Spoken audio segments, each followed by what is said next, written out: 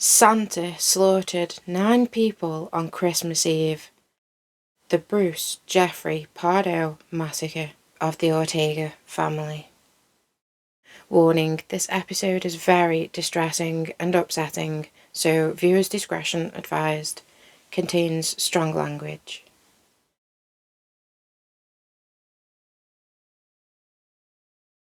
Covina 911. Yes, I'm on Northwest Avenue. I'm a homicidal guy, and he shot my little cousin right now. Okay, can you tell if there's anybody injured? Because we have fire department and officers en route. Hello? Hi. Please come immediately. Who's in your house? Immediately. Ma'am, is the guy in your house right now? We're having 2 houses down on the cookie section. Okay. Ma'am, hold on. Is he at your house? No, he's downstairs shooting. What do you think his name is, Bruce? His name is Bruce Pardo. Okay, and who is he to you guys? Excuse me? Who is he to you? He's my ex-brother-in-law. They're going through a divorce right now. Okay. With my sister. Hold on 1 second, okay? I don't know who else is alive. I know, ma'am. Just stay on the phone with me, okay? My whole family, there's 30 people, 25 people. I know. It's okay. The officers are there. They're trying to get to you guys, okay? He came in through the entrance of the door, and there's a Santa Claus suit, and I didn't see from when he shot. I heard the shots, and they were like poppers, and I wasn't sure what it was, so everyone started panicking and running, so we all dove under the dining room. Some of us dove, some of us left. I don't know. My mom's house is on the... Ma'am, the fire department's there, okay? What's he wearing? What is he wearing? Please. What is he wearing? Please tell me. My nephew... What is he wearing now? He changed his clothes from Santa Claus clothes. Okay, let me know what he's wearing. Black clothes. All black? He's on neighbor's doors. My daughter's been shot. She was shot in the face on the side and she's bleeding. Christmas, the most magical time of year for many people, when Santa brings joy to children all over the world, but not on this particular Christmas. Santa would ruin the lives of so many, destroying the futures of multiple people on what should have been a special day for all. But why? The pure need for revenge and money. Over an ex-wife, very newly ex-wife, who he felt had taken him to the cleaners.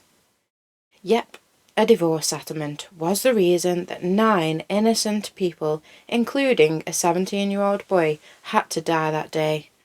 A further 3 were injured, and wait until you hear the age of the youngest and how the courageous warrior survived after being shot in the face twice by Santa Claus.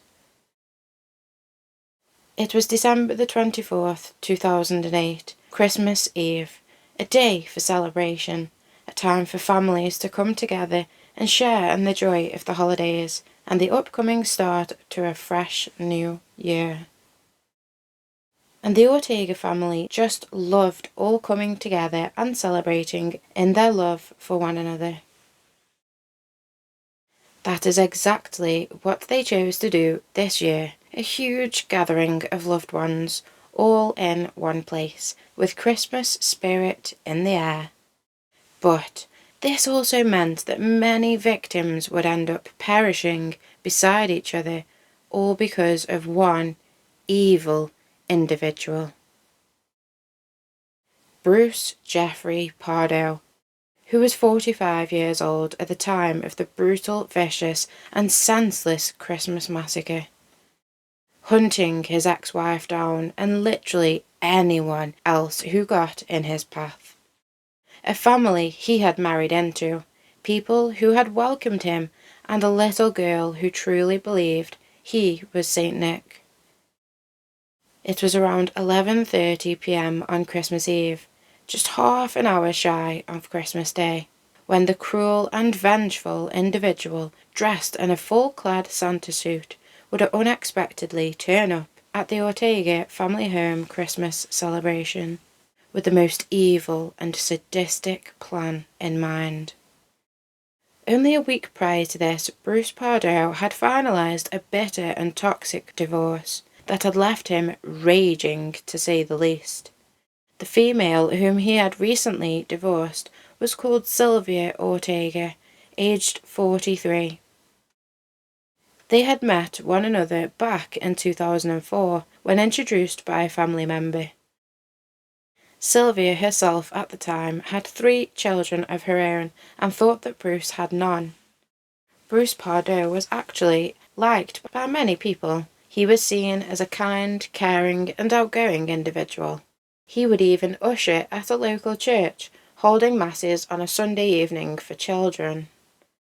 To outlookers, he was a good man who had lots of prospects and a friendly nature. And he was indeed a very smart male who had a fair bit of money to his name too. Not that anyone cares, but he was born on the 23rd of March in 1963. He was a graduate of John H. Francis Polytechnic High School in Sun Valley, Los Angeles. He also attended California State University in Northbridge, large city campus. Bruce went on to work at the Jet Propulsion Laboratory in La Canada Flintridge. He was trained as an electrical engineer and secured himself a job with the United States military, and got a whopping 6-figure income. He resided in a place called San Fernando Valley in Los Angeles County in California. So living a pretty good life and a very wealthy lifestyle to boot, a 45-year-old seemingly caring and kind bachelor who was more than happy to take on 3 children by someone else. He seemed like the perfect guy for Sylvia to open the next chapter of her life with. Little did she know, this decision would also seal the fate of multiple people she truly loved and adored, plus her own. Sylvia felt that Bruce was stable. He would take care of her and her children too, and be the start of all of their futures. But instead, he would ultimately become the beginning of the end for many of her family. The single mother was not actively looking for a new partner at the time of meeting Bruce in 2004. But they connected as she believed he was a good guy, ready to take on not just her but her 3 children, and to provide for them all. I mean, it's not like he was short of a few bob. When she chose to introduce Bruce to her children, they quickly bonded. Her new man seemed to know just how to be around kids, and they all seemed to get on really well. Sylvia was so pleased. If her own babies didn't like him, I doubt he would have lasted another day. But sadly, everyone fell for this evil monster's complete facade. And trust me, it wasn't just them, as we will get into later. Let's just say, he's a bad, bad man who cares about absolutely no one but himself, and will con anyone if it means he would benefit, leave anyone who wasn't worth his time, energy and money, and ultimately massacre a whole family because his pathetic ego was hurt and his pocket was a little short. Just scum of the earth, people. And if you haven't already noticed or seen any of my other episodes, yes, I do like that saying. And unfortunately, there are just many of the earth scum. Bruce Jeffrey Pardo being a massive one. Before meeting Bruce, Sylvia had been a scrupulous little saver and managed to gather up herself an amazing $30,000 for a new start for her and her little family, which is brilliant for a single mother. Well done. She would continue working full-time even after years with Bruce and making barely anything compared to what he would bring home. But this wasn't exactly by choice. More on that soon. Back when they were dating, Bruce would assure his new partner that he would always be there for her 3 children. He would take them all in and care for them as if they were his own, which he did do, and displayed for a long period of time too. Long enough to secure a marriage with this woman. Kind of his end goal, so he could control her and finally reveal his true self. because man, pretending to be someone else, an entirely different personality, surely must be very tiring, I can imagine.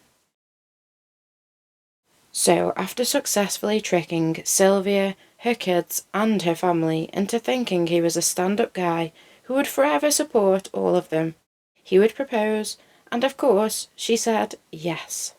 And the two went on to marry in January of 2006. But the wedding bliss and so-called honeymoon period certainly didn't last long at all. Almost immediately after the wedding, Bruce's whole demeanour, personality and love and care for Sylvia and her children just abruptly changed. As if from nowhere, he just didn't care anymore about any of them. Just himself, telling her, "The children are your responsibility alone. It was your choice to have them. They are no concern of mine." Oh, wow. That's fine if he felt that way and was honest from the very start. But he wasn't. He pretended to love them all, and even though they were not biologically his, he acted and even stated that he wanted to be their father. Instead, he straight up refused to pay for anything that involved the children. He also refused to make a joint checking account with his wife. So clearly it was all just fake the entire time leading up to that wedding, just so he could gain control of her assets. The mother had a job as a secretary and made pennies compared to her husband, but he didn't care. She had to pay for anything she and her 3 kids needed or wanted. He wasn't about to pay for their way. So she continued to work tirelessly to support all of them. Others just thinking she loved her work, but really she had no choice to survive. Her own husband left her in financial stress daily, without a care in the world, only for himself. Remember, she had worked and saved so desperately for that $30,000 for her family's future. Well, Bruce convinced her to invest with him in a lavish home for them all. So now she is pretty much broke and stuck inside of a luxurious home she can't even enjoy. Everyone on the outside never seeing the real, true Bruce Jeffrey Pardo. Bruce forced his new wife to place part of her tiny earnings each month into a joint savings account, of which she never even was allowed access to. They even shared the mortgage on their new and expensive affluent home, plus all of their other expenses like bills and food shops too. Despite Sylvia's earnings being pittance compared to Bruce's. So you're getting a better idea of the real Bruce, controlling, self-absorbed, money-hungry and manipulating. Not giving a shit for the financial struggles he's leaving his own wife in and her children. And as we know, he personally is very rich, and he didn't hide it, or not spend much to support his family. Nah, he just rubbed it in their faces instead. In his garage he had a Hummer, an Escalade, and even his very own fucking boat. Whilst his wife was struggling to buy essentials. No one else knew how dire this woman's situation and living conditions really were. From the outside, they all looked rich, living in a lovely neighbourhood and even owning a boat. Just shows you how looks can be deceiving. Just months following the wedding, Sylvia was left feeling unloved, ignored and controlled, unsupported by her own husband who promised her he would never let her down and always be there for them all. He was now distant and cold towards his wife and the children too. Then, only 18 months later, Sylvia found out 2 horrifying revelations about the male that she had married and once fully trusted. Firstly, he was in fact already himself a father. This was a huge shock to her, but the horrifying part was finding out what ended up happening to that child he fathered. 6 years before the two met, Bruce was with a female called Elena that he would end up having a baby boy with. They named him Matthew. One day, Elena went to the store and left baby Matthew with his dad, just like she had many times before, with no issues. Where they lived, they also owned a swimming pool. Yep, this doesn't end well, you guys. Warning. Elena came home to find Matthew unconscious and soaking wet, being held by his inconsolable father. Apparently, this 13-month-old tiny little boy had somehow miraculously made an escape out of the home, including through a door, down the garden, and fell into the pool. Believe that story if you will, as it seems Bruce did get away without being suspected of foul play here. That's insane. And I mean, I don't have children, but I checked what age that kids usually start to walk, and they said, I think it's between 9 to 18 months, typically 12, and this baby was 13 months. But, you know, he travelled all the way through the house, multiple doors, down the garden, and into the pool without his dad noticing. Okay then. The poor little boy was flown to the hospital where surgeons worked non-stop to save his little life. He had to be resuscitated numerous times after being initially unconscious for God knows how long.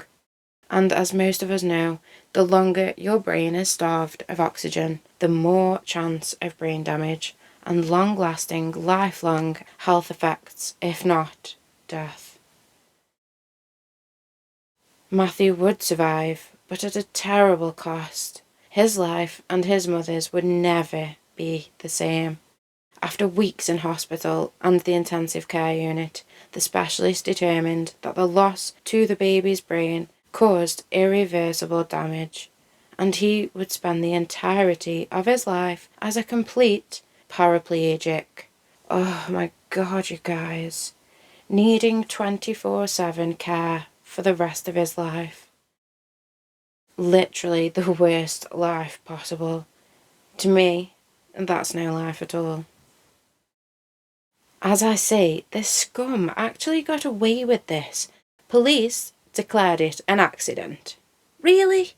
So we're meant to believe a 13-month-old managed to masterfully and silently escape his home, completely unnoticed by his father, who was consumed in the TV apparently?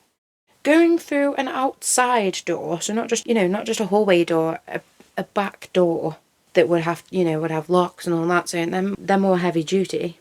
Trekking across a garden and fell into a pool alone. That sounds like just terrible policing to me. And, of course, parenting, obviously. Then, to make everything so much worse, Bruce just fully abandoned his paraplegic child and his mother all alone the very next day, you guys, after he was informed of Matthew's condition and future. How vile and degrading and disturbing is that? He could not give two shits that in his care his tiny baby boy almost died and is left in a dire state forever, with his mum too. Just ups and leaves them both. Way too much time, energy and cost to him. Despicable to the max. Lowest of the low.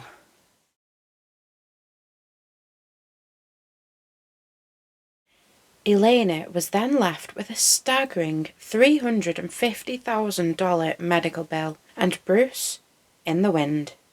He refused to help them at all, and Elena ended up suing his ass, but only received a tiny amount back. It didn't even scratch the surface.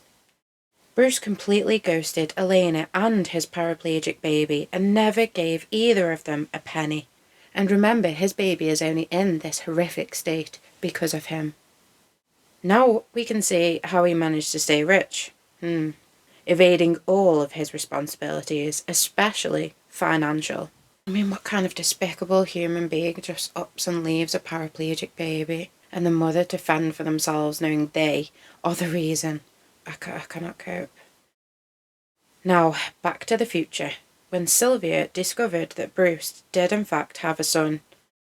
You see, she came across some sickening paperwork that not only confirmed he'd fathered a child, but he was also secretly exploiting Matthew's serious medical state for his own financial gain.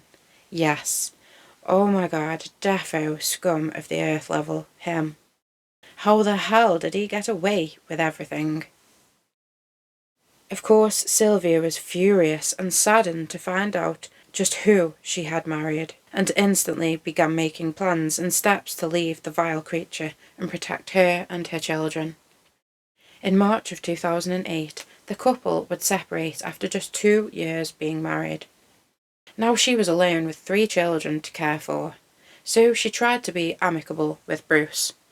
She tried to dig deep for some empathy anywhere in him, and requested if her and the children could stay in the family home until the end of the school year, for least amount of disruption and stress for the kids as possible.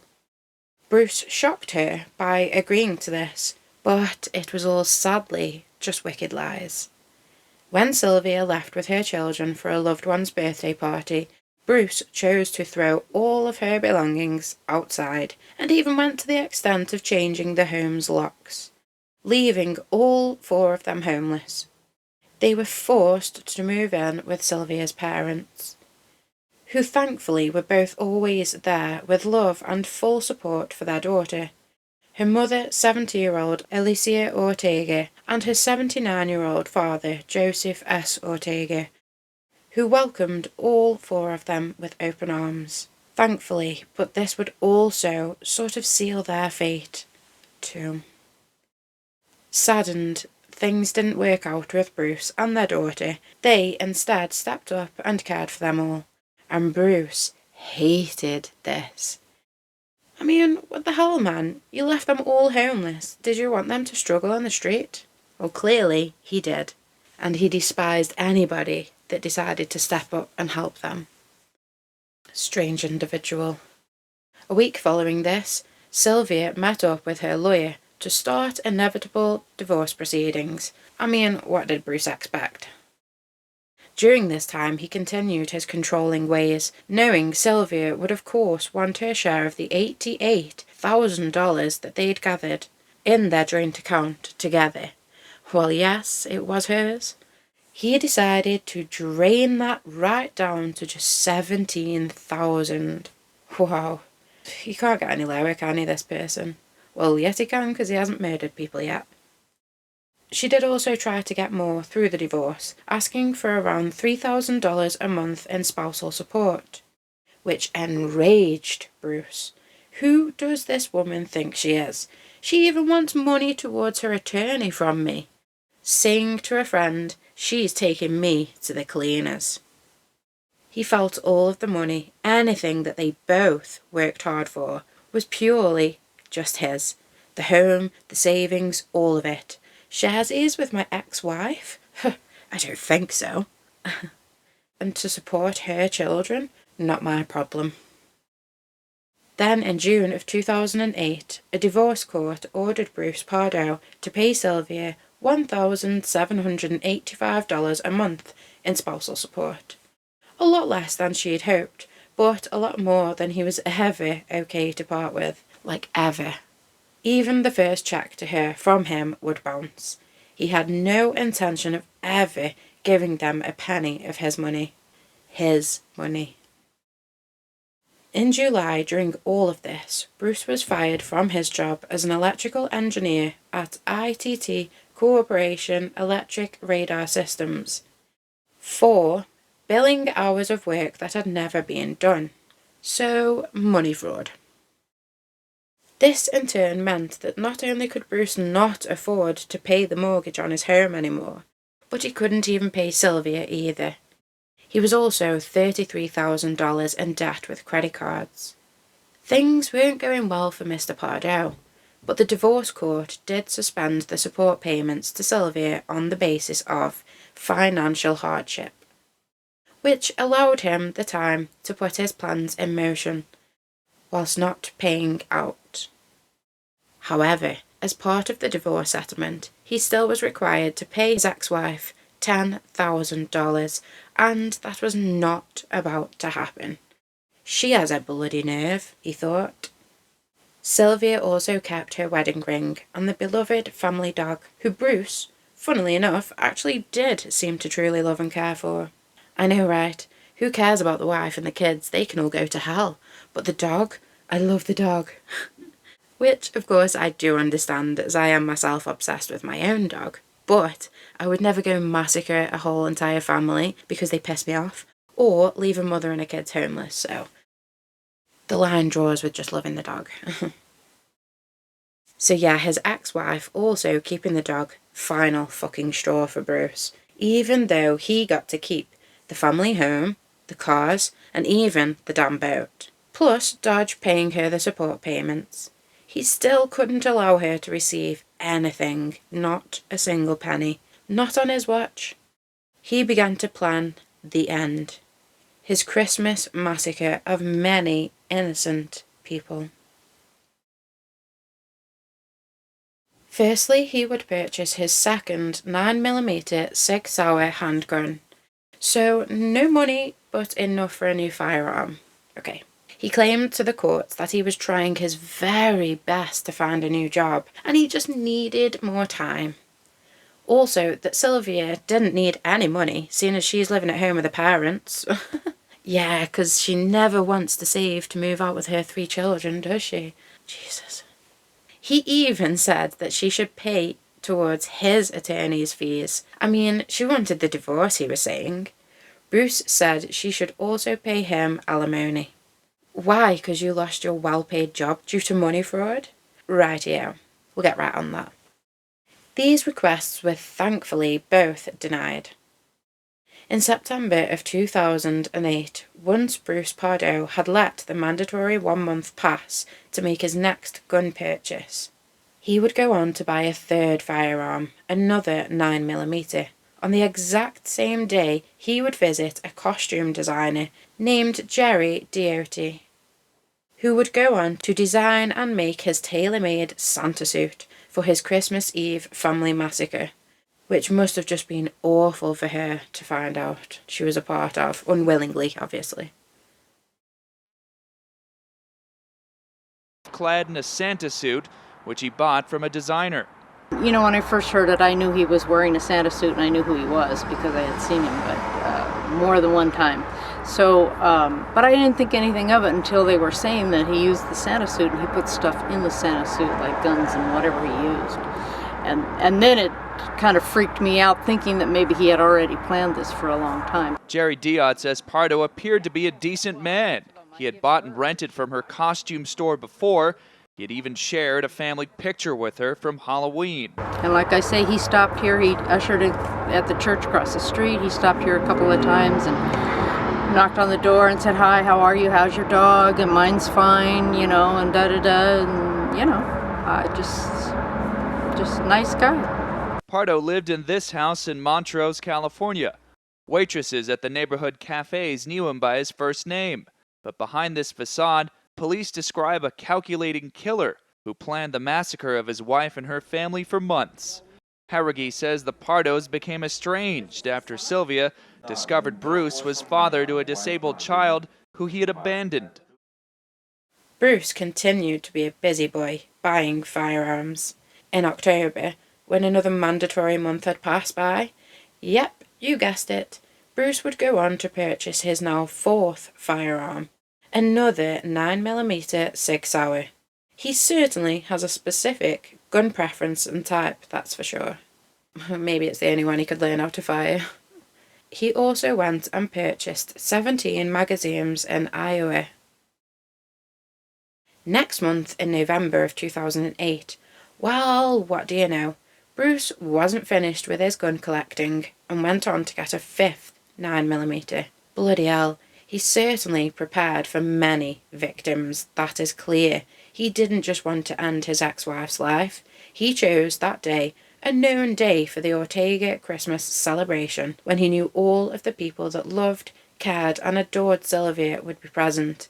And he fully intended to take as many lives as possible, which this shows from his gun and ammunition purchases. He clearly didn't need like 5 guns to kill one person, did he? This was all leading up to the divorce proceedings, so either way, he knew what he would do and how all of this would end. He just had to bide his time and prepare ready for the day.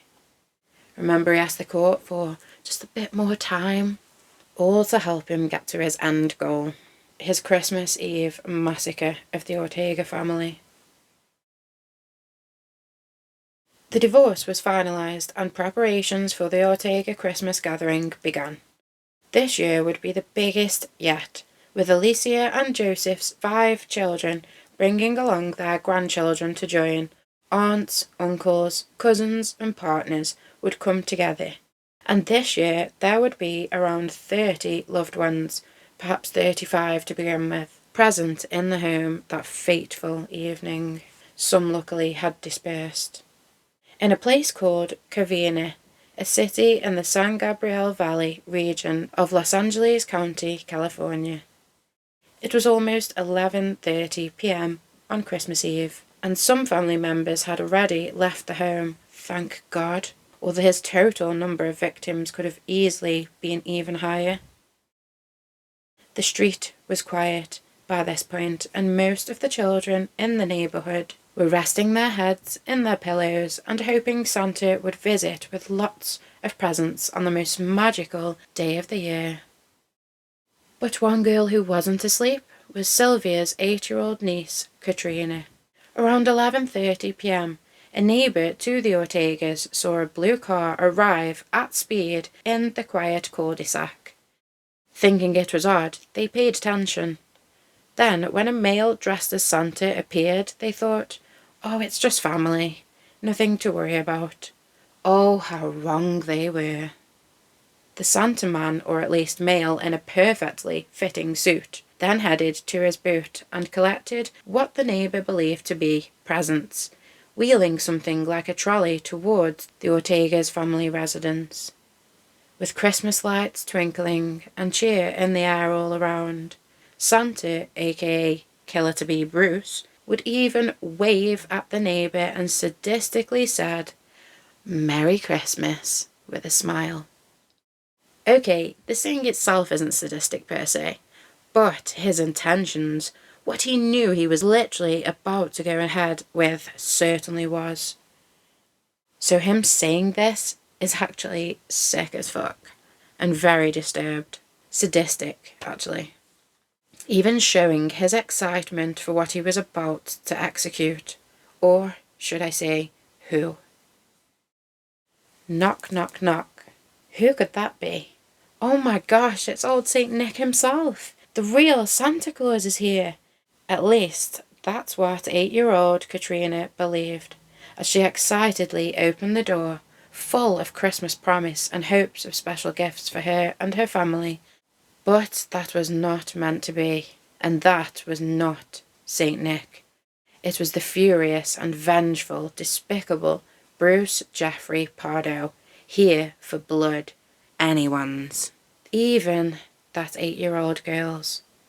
Immediately, without a second thought, Bruce decided not to spare the innocent little girl. No, he shot her twice, point blank, in the face with one of his 9mm. Yep, lowest of the low, you guys.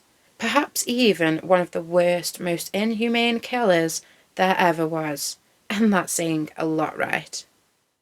The family members immediately panicked. One male saw the Santa and recognised Bruce, calling out to the others as everyone scrambled to escape and protect their children from an array of bullets showering over them. Remember how prepared he came? He had plenty of bullets for everybody there that night. He literally just shot at anybody he saw, including children. A family he was not long ago a part of. They all knew him. They all knew it was Bruce executing them in their family home. No mercy at all. Horrific. One person smashed through a window and escaped as another jumped from the second floor of the home, but 9 people would never get the chance to make it out alive. After mercilessly shooting anyone he saw again and again and again, as they desperately tried to protect themselves and innocent children, Bruce then set the next part of his plan in motion. The trolley that his neighbour and little Katrina believed to be full of Santa's gifts was actually a personalised weapon made and altered by none other than the electrical engineer himself, Killer Bruce Pardo. He had invented this deadly machinery. So instead of holding presents for everybody, instead this object was actually a rolling air compressor, converted using his engineering skills to become a deadly weapon. It wasn't full with compressed air, it was full of racing fuel, which is stronger than normal fuel, specifically formulated to maximise performance by having a much higher octane rating and special additives not found in regular fuel. This actually makes it less flammable though. Whether he was smart enough to know or research that, who knows? But the machine he built would either way most definitely and tragically do the trick. You could even say it worked a little too good for Bruce, as he sprayed the racing fuel all over the Ortega home and family residence he just slaughtered or left fatally and seriously wounded, trying to protect each other. So goddamn sad. But there is just one positive. The thick shit Bruce may be intelligent in the world of engineering and scamming people, but him and fire? Not so much. First of all, his custom-made suit was of course highly flammable, and as it was winter time and cold, the family also had a fire going, roaring through the house. As Bruce sprayed the home and people, he inevitably also got some backspray in the process, making himself very bloody flammable. The Muppet.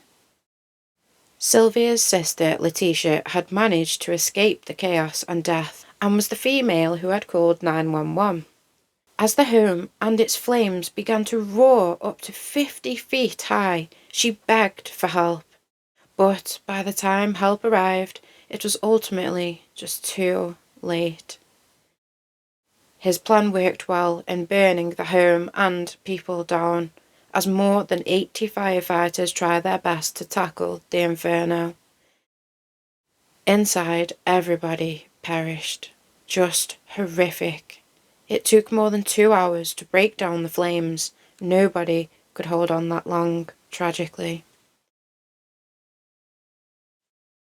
The victims were all so badly burnt that even their teeth were burnt away, barely recognisable as once even human.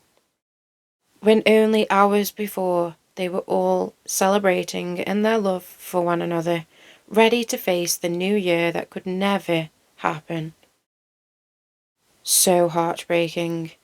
DNA testing was needed to officially confirm everyone who had perished in the fire that night.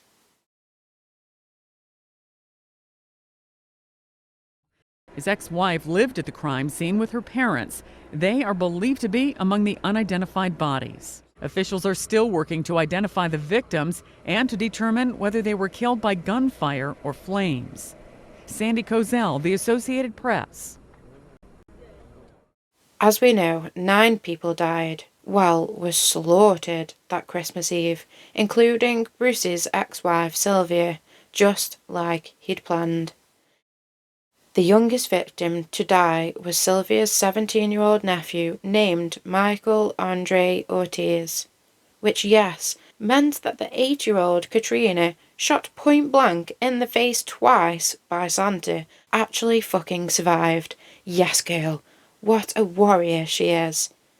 3 people were injured, a 16-year-old girl shot in the back, Sylvia's sister who jumped from a window injuring her ankle, and the courageous little Katrina.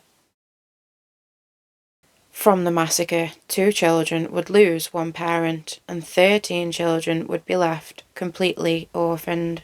Oh my God. And all of this because of one pissed off male who felt he'd been taken to the cleaners by his ex and missed his dog. How goddamn pathetic was he, playing both Santa and God that night. He stole all of those lives and futures away, leaving many just utterly heartbroken beyond belief and for eternity. So, as I said before, just one positive here though, you guys. When Bruce decided to dress as Santa that evening, he essentially also sealed his own fate too, as he sprayed the home and his victims, some who were still alive. He also covered himself with the racing fuel. With the help of the flames from the open fire that was in the home, Bruce himself would also go up in flames. The daft cunt. His specially designed and made-to-order Santa suit erupted in flames and began to melt straight into Bruce's body. Made with polyester and highly flammable, it actually started to liquefy and stick to his skin. Shit, that must have been agonizing. Moo ha ha ha ha. Thought I'd try out my echo setting there, hope that worked. But he did successfully escape back to the blue car he'd hired for the massacre, where he would peel the Santa suit from his now third-degree burnt skin. Ouch. And changed into black clothing he had stashed ready. You know, a little more inconspicuous than old St. Nick bobbing around the streets. In what must have been, by this point, just agonising pain from his burnt and melted skin and body. He still managed to get away from the scene and drove all the way to his brother's home residence in Sylmar, a suburban neighbourhood which was around 30 miles away. The roads were probably pretty quiet and free of people, being around 12 a.m. on Christmas Day as he made his getaway, which also means he drove for at least half an hour to 40 minutes on average, covered in third-degree burns and with the remnants of his custom-made Santa suit still melted and stuck to his body. Ew. But as I said, Bruce sealed his own fate, just ordering and wearing that suit the night of the massacre. It may have allowed him access to the home under the guise of being St. Nick, but now he was left in what was probably just unbearable pain all over. He did what he came to do, but he had extensive plans in place to also get away, which would never even transpire. Bruce reached his brother's home in Sylmar, but nobody was there. His brother was himself at a Christmas party. Bruce then decided, while sitting on his sibling's couch, that he could not face living anymore, probably due to the insane pain and the fact he knew that if he suddenly appeared at a hospital with third-degree burns and half of a Santa suit melted to his body, that it probably wouldn't take investigators too long to piece together the pure terror that Bruce had caused that night, slaughtering 9 people and leaving them all to burn to death. He was royally fucked. And with his first good decision, he chose to point one of his 6 hours at his own head this time, and pulled that trigger, baby. And in turn, he rid the world of this complete monster. His brother, Brad, returned to his home from his Christmas party at around 3:30 a.m. As Bruce had parked his hired car a block away, Brad actually had no idea his brother was even at his residence. So you can only imagine his pure shock and horror to find his own brother shot to death, half naked on his couch, on Christmas morning. The suit still fused to his skin where he could not remove it. Ouchie poo. Clearly in excruciating pain, he chose to end it all right there in his brother Brad's living room. So police were already hunting the callous monster down when they received a call from Brad concerning his brother, Bruce Jeffrey Pardo. Now they know that name from the previous 911 call. They couldn't believe their luck and headed straight to the home, only to find Santa Bruce dead, with an apparent self-inflicted 9mm gunshot wound to his mouth. It was obvious to police as to why, but his brother had no clue what Bruce had just done, stealing so many lives from one family on Christmas Eve, under the guise of Santa Claus, with aims to kill fucking anyone, including kids, and all because his ex-wife annoyed him. Oh, and wanted some money that she was rightly owed. When police arrived on scene, they found a dead Bruce, with his suit evidence still stuck to his body, and also he had $17,000 strapped to his leg. I wonder if that was the last $17,000 from the joint savings account. It's funny that it's the exact same amount that was said to have been left after he had drained the account. His getaway money. On the scene, a one-way plane ticket to Canada for Christmas Day would be found with Bruce, which made it appear that his plan to escape was to fly to Canada. But of course, that would never happen. Guns he used in the earlier attack on the Ortega family were also recovered with his body. Well, 2 of the 5 were at least, and more fuel too.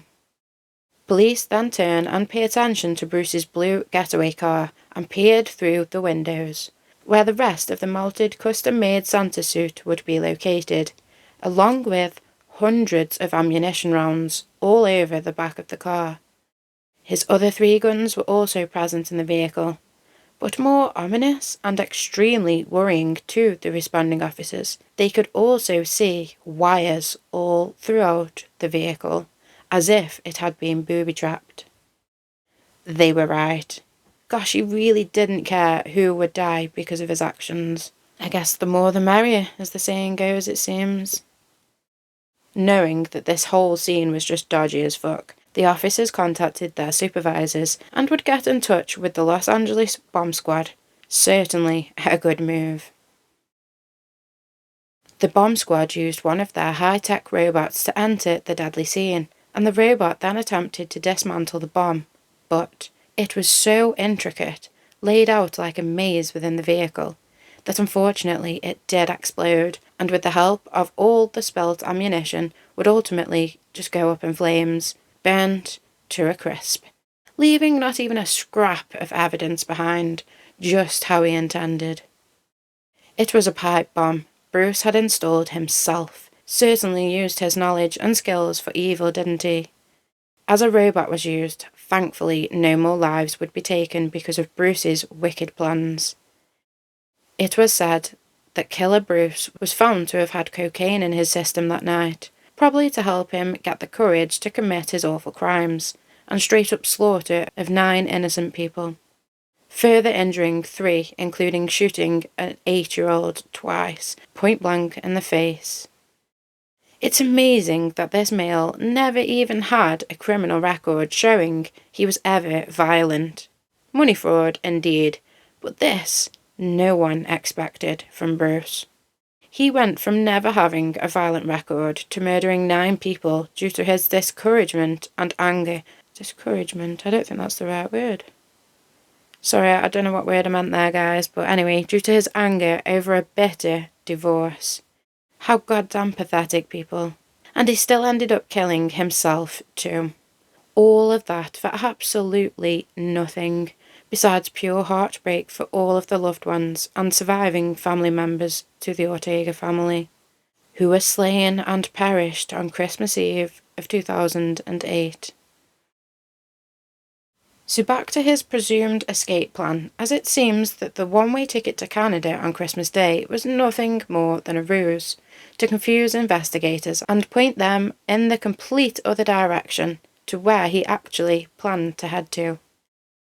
In another area to the Ortega family residence in downtown Los Angeles, the Pasadena police would receive a worried phone call from a resident. He informed them that a strange, unknown vehicle had been parked at the end of his driveway for a long time now. He was very suspicious and started to worry for his safety. Rightly so. This would turn out to be yet another vehicle that Bruce had rented, at least 3 that he rented for his attack and supposed escape. The man who called Pasadena police turned out to be none other than Sylvia's own lawyer or divorce attorney. They wasted no time and headed to the man's home, along with the bomb squad. Another good move. But this car wasn't rigged. This specific vehicle was his ultimate getaway car for his sadistic Christmas massacre, and inside it was clearly full of supplies to aid his escape, including food rations and water, plus randomly multiple computers worth thousands of dollars too.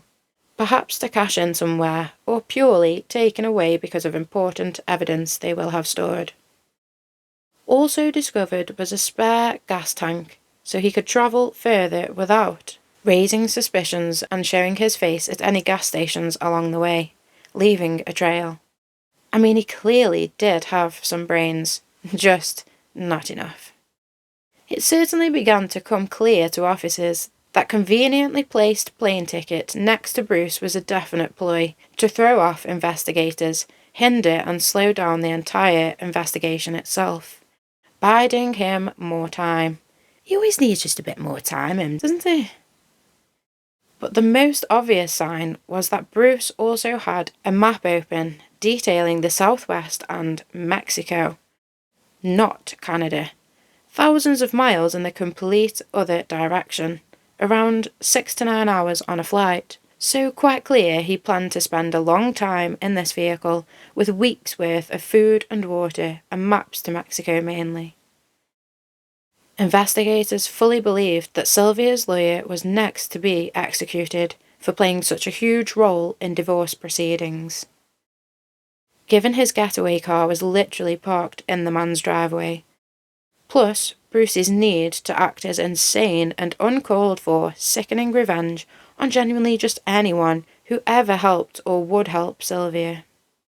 What a complete sad sack of shit he was, even cowardly killing himself as his final act.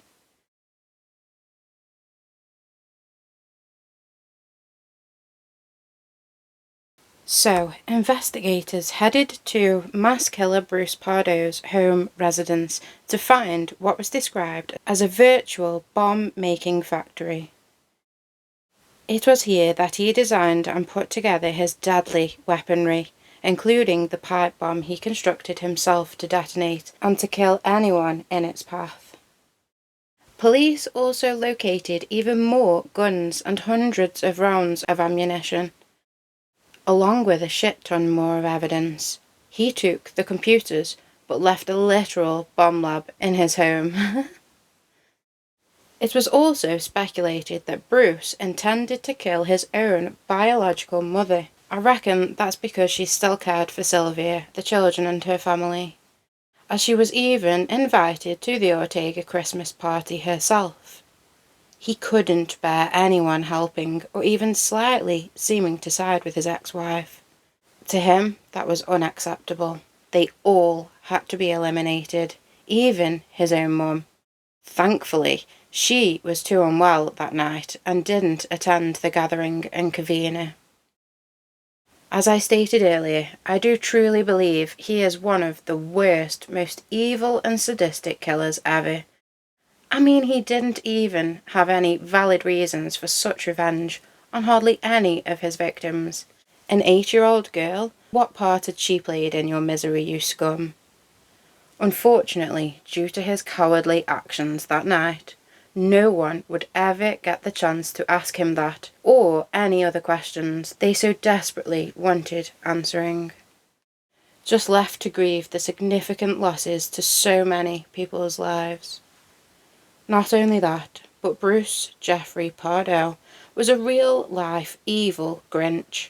He absolutely stole Christmas for not only the entire Ortega family and all of their friends and loved ones, plus little Katrina, who opened the door to Santa Claus that fateful night, but also from many children in the community and beyond. Any children who would see the sadistic Santa sprawled across the newspapers and headlines everywhere and TV news. Little boys and girls were left completely distraught and terribly confused. Santa slaughtered everyone? How awful. And how to fully explain this to a child, broken-hearted that the most magical person, who always makes everyone's Christmas, instead just stole it all away. There are no words to explain this deplorable, depraved and sick individual, especially to explain away to innocent little children. And remember, the neighbour who saw him and he said, "Merry Christmas" to, just seconds before he opened fire on an 8-year-old, then slayed an entire family and left them all to burn together. Just imagine how they must have felt following this. Just thinking he was a family member, dropping presents off. My heart just aches and breaks for everyone affected by this narcissistic monster killer. People in the community really struggled to come to terms with Bruce's sickening and relentless actions on Christmas Eve. To them, he always seemed kind, caring, and wealthy, the man who had everything. Why would you do such a thing? But how people are perceived by others in the outside world can very often be the complete opposite to who they really are behind closed doors. This male was a straight-up narcissistic, sadistic, and immoral scum. He was dishonourable and corrupt, frauding his place of work, which he took home a huge income from anyway, and also every single woman that he had been involved with in a relationship. And of course, we cannot forget how he let his 13-month-old baby become a paraplegic for the rest of his life.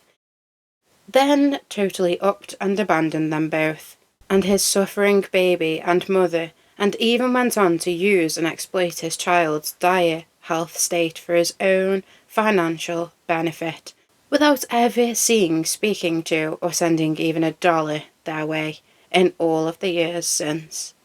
Lowest of the low scum level. But there's more. Oh yes.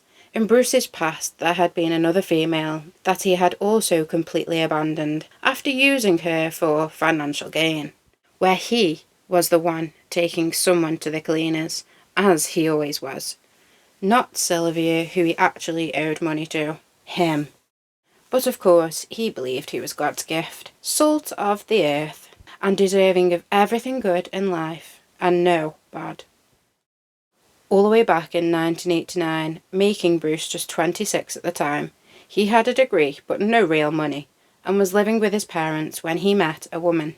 She had a fair amount of money that she had saved up over the years, so of course this enticed Bruce in. He would trick her completely, falsifying his real self for a male she would desire. That's how these people work. They find out your common interests and then make them their own. They may ask you first, "What's your favourite movie?" "Oh, it's John Wick," say. And they respond, "No way, me too." You know, they've probably never even fucking seen John Wick. It's how it all begins.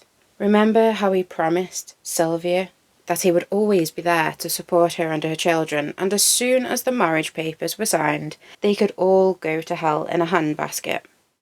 So it's not just your favourite film in common with Bruce. He pretends his life goals are exactly what the woman he tricks also aim for. He was always the same. With the female, he convinced her to use her savings for their lavish wedding and honeymoon, presumably promising her the world and security of a well-paid job from his degree. She sadly fell for this ploy. They planned to wed in the stunning and opulent destination of Tahiti, the largest French Polynesian island, which just looks incredible. Wow, I could only dream to visit somewhere like this. Truly beautiful. So Bruce and his soon-to-be bride would travel separately, under the guise of not spoiling things by seeing each other beforehand. Thing is, Bruce was never heading to Tahiti, and he never planned to marry this poor woman. It was all about her hard-earned and saved money. That's all. Which Bruce also tricked her into opening a joint checking account to control her assets. So as this lady stood at the altar in the beautiful Tahiti, in front of all of her loved ones, with pure anticipation and excitement for what her future holds with her impending marriage to Bruce, she would never find out. He just didn't turn up. So, as she stood there alone, Bruce had been a busy boy, taking all of her money from the account, and then using it to pay for his own separate, lavish little getaway to Palm Springs, in Florida. Wow. No remorse, and not a single care in the world for anyone but himself. I wonder if any of his relatives were at that wedding, or if he just said, "No, none of my family want to come," just because he knew he'd never go. That's awful. Bruce Jeffrey Pardo was a powermonger, with a wicked crave for evil that he always had inside of him and displayed throughout his life. he certainly had an appetite for violence, with major desires and end goals to cause cruelty, harm, and death to many. His pure greed was uncontrollable and always had been. An avaricious being, grasping at any opportunity to gain extra wealth, and at any expense to anyone's detriment, including his own paraplegic son.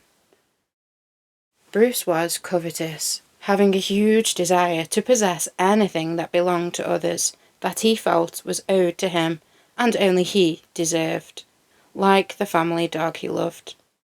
He was a money-grubbing mercenary, who let no one stand in his way, like innocent little children, happily abandoning them, leaving them homeless, and shooting them point blank. He wasn't just a sadistic evil Grinch, but also always very Scrooge-like, being extremely stingy with all of the women he promised to protect and provide for. He had no conscience at all. Whatever evil and dastardly deeds it would take for him to achieve his end goal, he would act out. He had no bounds in his sickening and sadistic actions and killing spree that Christmas, tearing an entire family and community apart on what should have been the most magical evening of the year. The worst Saint Nick to ever exist, and dumb too, melting his own custom-made suit to himself. What a fucking melon. I just wish we had front row seats to him trying to peel that substance away from his burnt and liquefied skin, screaming in absolute agony and wishing he was dead. How poetic for him to finish off his own show this way. He may not live to face justice, but he certainly suffered for a duration of time, with unbearable pain and discomfort, knowing his plan was fluffed when he actually ignited, thinking, I can't go to the hospital, they all saw me too, plus all the witnesses. He knew it was the end of the road. He was totally fine with causing havoc and pain and suffering to others, but was too much of a complete pussy to push through his own. He shot himself, looking like a fool and scarring his own brother in the process. A total coward until the very end. Like who shoots an innocent girl just because she opened the door to you? Incredibly sick and unimaginable. But there is a silver lining. 3 people managed to escape the chaos and flaming inferno that Bruce Pardo left in his wake. One of Sylvia's sisters, Letitia, who was sadly the only surviving sibling to Sylvia of the massacre, and only child to live of Alicia and Joseph S. Ortega. So incredibly sad. But another female survived, and miraculously and amazingly, so did the little 8-year-old Katrina, shot point blank in the face twice by who she believed to be Santa Claus. With the help and support of her surviving relatives, she would go on to make a bright future for herself, as strong as you could ever become following such distress and heartbreak, plus trauma from the whole ordeal. Thankfully, Sylvia's sister Letitia is Katrina's mum, so they always had one another, following the brutal family massacre. Bruce did not succeed with taking either of them that night. Katrina would go on to become a gun control activist herself. She protests for gun reform and stands for herself, her family, all of Bruce Jeffrey Pardo's victims, and any other scumbags who believe they can play God and just eliminate people with the use of a firearm. I wish you nothing but the best for your bright and promising future, beautiful. And all of your family too. Keep smiling. It's infectious and brings joy to many. Thank you all for watching and joining me for this crazy and incredibly sad and sadistic story of true evil dressed up as Santa. I guess this story is a stark reminder to always be careful who you open the door to, especially if there is an evil, vindictive and vengeful ex around. But come on, no 8-year-old is going to be thinking that Santa could suddenly shoot them and massacre all of their loved ones. She wouldn't even be aware of any adult problems and issues. She was just a child, excited for Father Christmas. It was just Christmas Eve to her, and Santa himself was making an appearance in person. No one could possibly have imagined or known the depths of depravity this male would stoop to, the weaponry he would construct behind closed doors, or the fact he didn't care who he executed. It was planned out strategically over months, so he could acquire all of the guns and ammunition he needed without raising suspicions, and time to build his bombs and racing fuel compressor machine thingy-bob. It was thoroughly thought out. He fully intended to flee. Thankfully, he chose to shoot himself and rid the world of his evil instead. Just think, if he didn't get so burnt, he would have probably gone on to kill Sylvia's lawyer, perhaps even his own mother, and successfully flee. So I personally quite like his horrific and suffering ending. That was so bad, he had to kill himself. Nicely poetic. So on that note, have a Merry Christmas, you guys. Kinda takes the sparkle out of it, doesn't it? But remember, he was just one single narcissistic monster dressed up. That's all. Just an outfit. And may he rot in hell. Thank you all so much for being here with me today. And if you got all the way to the end, honestly, you are all legends. And I appreciate you all. Thank you. Take care and stay safe out there. Random Jan.